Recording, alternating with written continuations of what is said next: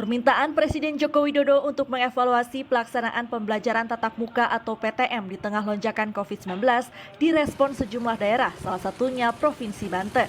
Gubernur Banten Wahidin Halim memutuskan untuk menghentikan sementara PTM jenjang SMA dan SMK di wilayah Tangerang Raya.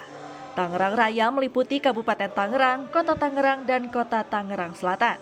PTM dihentikan di wilayah tersebut setelah adanya peningkatan kasus positif COVID-19 dan varian Omikron. Untuk Tangerang Raya sudah sepakati bahwa tidak ada PTM. Tidak ada untuk Tangerang Raya. Kalau Pandeglang? Pandeglang kita lihat evaluasi lagi. Serang masih, ya. Tapi kalau Tangerang Raya itu kemarin kita sepakati tidak ada kembali lagi ke rumah. Walaupun kita tahu banyak masyarakat juga yang mengingat, orang tua, anak-anak terutama. Setali 3 uang, pemerintah Kota Bekasi, Jawa Barat juga mulai menerapkan pembelajaran jarak jauh mulai Rabu ini selama 14 hari ke depan. PTM 100% di Kota Bekasi khususnya tingkat SD dan SMP dihentikan sementara setelah 20 siswa dan 8 guru terpapar COVID-19. Jadi kemarin saya sudah minta izin dengan Pak Gubernur ya terkait dengan pelaksanaan sekolah tatap muka, ya, sekolah tatap muka.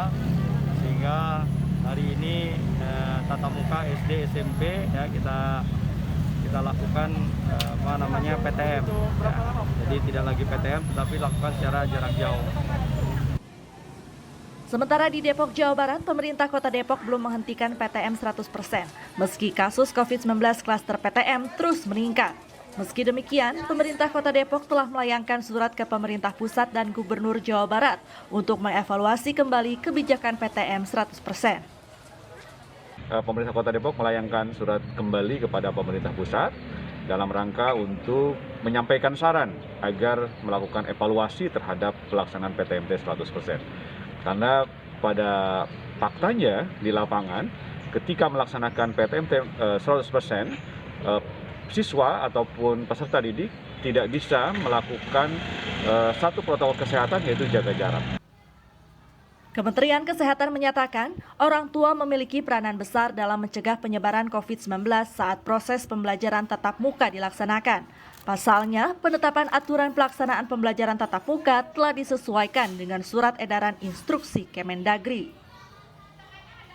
Jadi seperti misalnya kalau kita lihat PTM ini kan sesuai Inmen-Dagri 6667 yang terakhir adalah tetap merujuk kepada SKB 4 Menteri. Artinya pelaksanaan PTM itu dengan ada 7 kriteria ya sesuai juga dengan level PPKM itu sudah ada di sana.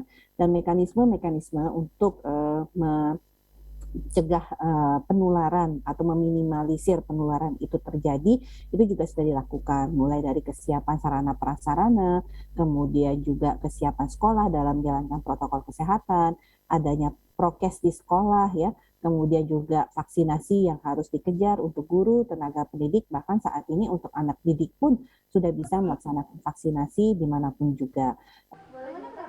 Sementara itu, epidemiolog Griffith University Diki Budiman menyebut anak-anak di bawah usia 12 tahun termasuk yang berisiko terpapar COVID-19 lantaran cakupan vaksinasi yang belum memadai.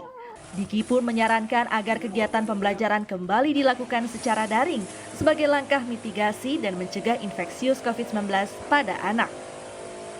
Namun kita harus pahami bahwa anak-anak ini terutama di bawah 6 tahun atau bahkan di bawah 12 tahun ini masuk kelompok yang berisiko karena cakupan vaksinasinya yang belum memadai. Bahkan yang di bawah 6 tahun kan belum eligible untuk divaksinasi. Sehingga adanya aktivitas belajar yang offline itu menempatkan mereka sangat berisiko.